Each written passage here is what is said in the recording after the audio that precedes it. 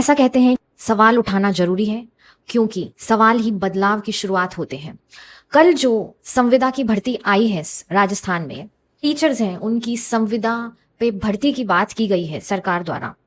मेरे पास काफी सारे सवाल हैं, कुछ टीचर्स के लिए और कुछ बच्चों के सोचने या विचार करने के लिए। सबसे पहला सवाल ये है कि जैसे ही कल भर्ती की घोषणा हुई, राजस्थान में अधिकतम टीचर्स ने केवल और केवल कोर्स बेचने की बात कही।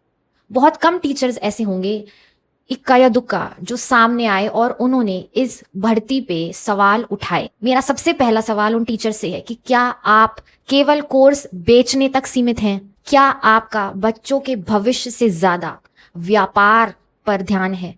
दूसरा सवाल मेरा सरकार से है कि ये जो भर्ती है उस पे काफी बच्चे सवाल कर रहे हैं। मेरे पास काफी सवाल आए हैं और उनमें से अधिकतम सवाल यही है कि क्या ये जो कॉन्ट्रैक्ट पे आप टीचर्स ले रहे हैं, क्या इन्हें 5 साल बाद आप परमानेंट करेंगे? क्योंकि आपके रूल्स में ये कहीं नहीं लिखा कि आप उन टीचर्स को परमानेंट करेंगे। अगला सवाल मेरा यह है सरकार से कि जब आपकी इतनी पोस्ट्स खाली थी कॉलेज लेक्चरर्स की, तो जो पिछली 2 भर्तियां हुई हैं उसमें आपने इन पोस्ट को ऐड क्यों नहीं किया?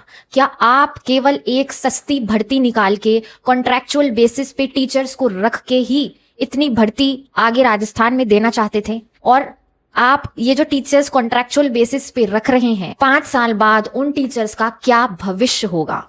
अगला सवाल मेरा यह है कि जब आपने चयन प्रक्रिया भी समान रखी है, 36% अंक लाना भी समान रखा है, कंपलसरी रखा है, तो आपको ये नई कॉन्ट्रैक्चुअल भर्ती लाने की क्या जरूरत पड़ गई थी? आप इसे परमानेंट भी ला सकते थे। और एक अहम सवाल इसी से जुड़ता हुआ, काफी टीचर्स ऐसा कह रहे हैं कि अब जो स्कूल लेक्चरर्स की भर्ती होगी वो भी कॉन्ट्रैक्चुअल होगी। तो मेरा सवाल यह है सरकार से कि क्या ये सच है?